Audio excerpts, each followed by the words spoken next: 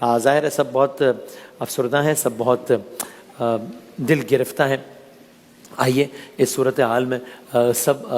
اپنے دل سے، قلب سے یہ دعا کریں کہ اللہ تعالیٰ سب پہ کرم فرمائے، اللہ تعالیٰ مسلمانوں پر کرم فرمائے، طاغوت اور باطل کی قوتوں کے خلاف سرخرو کرے،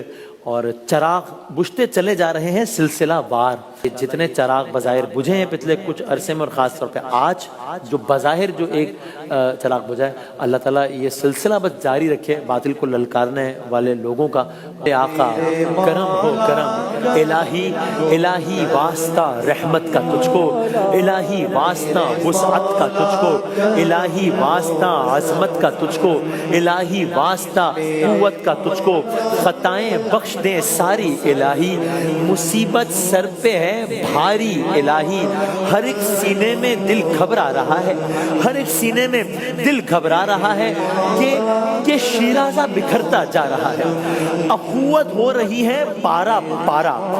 سہارا دے سہارا دے سہارا، خطاؤں سے ہماری درگزر کر، علاج سوزش داغ جگر کر، حوادث پر حوادث ہو رہے ہیں، حوادث پر حوادث آ رہے ہیں، کیے پر اپنے ہم پچھتا رہے ہیں، جو خامی ہے ہماری دور فرما، دعاؤں میں اثر دے میرے مولا، وطن کی جان پر ہی بن گئی ہے، بڑی دولت تھی ہاتھوں سے لٹی ہے، چھٹا امید کا ہاتھوں سے دامن، جلی کچھ اس طرح سے شاخ گلشن، ہوئی ہے کفر کی یلغار ہم پر،